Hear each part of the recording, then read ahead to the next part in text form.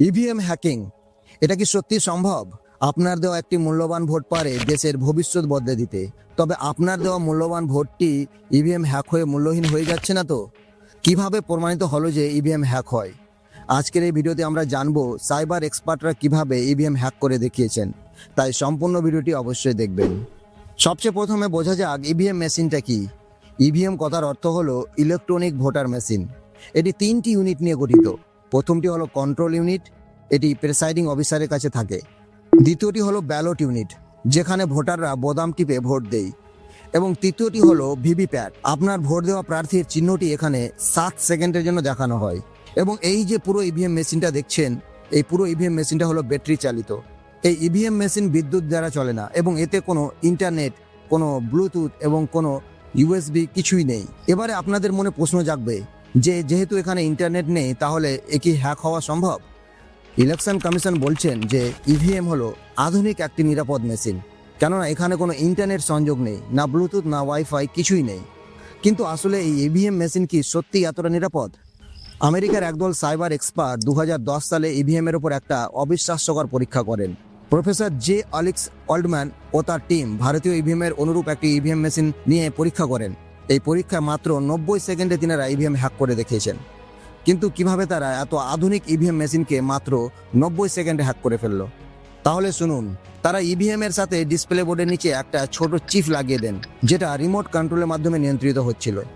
আর এই চিপ লাগানোর ফলাফল হলো বোতাম এ চাপলে ভোট যাচ্ছে বিতে। আর এরকম ঘটনা আপনারাও হয়তো এর আগেও শুনেছেন, যে ভোটাররা যে প্রার্থীকে ভোট দিচ্ছেন, ভোট সেই প্রার্থীকে না গিয়ে অন্য এক প্রার্থীকে চলে যাচ্ছে।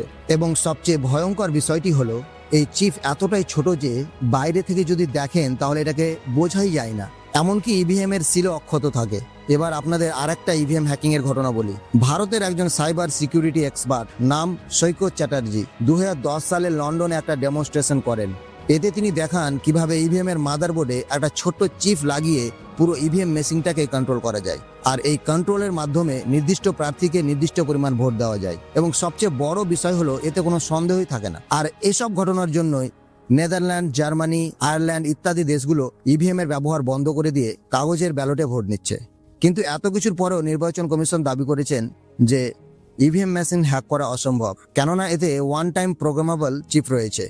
অর্থাৎ একবার প্রোগ্রাম করে দিলে সেটা আর কোনো পরিবর্তন করা যায় না। কিন্তু টেকনিক্যাল এক্সপার্টরা করে দেখিয়েছেন ওয়ান টাইম প্রোগ্রামেবল চিপ হলেও বাইরে থেকে ছোট্ট একটা চিপ ব্যবহার করা সম্ভব এবং সেই চিপ দিয়ে মূল চিপকে ওভাররাইড করা সম্ভব। ইলেকশন কমিশনের যুক্তি হলো যে ইভিএম এ তো কোনো ইন্টারনেট নেই, তাহলে হ্যাকিং এর কোনো প্রশ্নই উঠে না। সাইবার এক্সপার্টরা এর উত্তরে বলেছেন এটা সত্য যে ইভিএম এ কোনো ইন্টারনেট নেই, কিন্তু ফিজিক্যাল অ্যাক্সেস পেলে কোনো ডিভাইসই নিরাপদ নয়। আর ইভিএম তো ইলেকশন হয়ে গেলে বছরের পর বছর সেটা স্টোর রুমে রাখা থাকে, তাই ইভিএম এর ফিজিক্যাল পার্টসের সঙ্গে কে কি করছে তা তো কেউ খবর রাখে না। আর একটি যুক্তি হলো ভিভিপ্যাট, যেখানে আপনার দেওয়া ভোটটি 7 সেকেন্ডের জন্য দেখানো হয়। ইলেকশন কমিশন বলছে যে আপনি এখানে কনফার্ম হতে পারবেন যে আপনার ভোটটি সঠিক জায়গায় গেল কিনা। আর এখানেই তৈরি হচ্ছে সবচেয়ে বড় বিতর্ক। ভিভিপ্যাটের যে স্লিপগুলো আমরা দেখতে পাই, সেগুলো ভোট গণনার সময় গণনা করা হয় কি? উত্তর হচ্ছে সব বুথের স্লিপ গণনা করা হয় না, মাত্র কয়েকটা বুথের স্লিপগুলো গণনা করা হয়। এখানে প্রশ্ন হলো ভিভিপ্যাটের সম্পূর্ণ স্লিপগুলো যদি গণনা না করা হয়, তাহলে ভিভিপ্যাটের কাজ কি? শুধু 7 সেকেন্ডের জন্য ভোটারদেরকে স্লিপটা দেখানো? এবার আপনাদেরকে বাস্তব কয়েকটা ঘটনা বলি, যেগুলো দ্বারা প্রমাণিত হয়েছে ইভিএম হ্যাক হচ্ছে। বর্তমানে পশ্চিমবঙ্গের নির্বাচনেও আপনারা দেখেছেন পার্সোনাল গাড়ি করে ইভিএম মেশিন নিয়ে যাওয়া হচ্ছে। তাহলে অবশ্যই এই সন্দেহটা থেকেই যায় যে এর সঙ্গে কোনো অনিয়ম করা হয়েছে।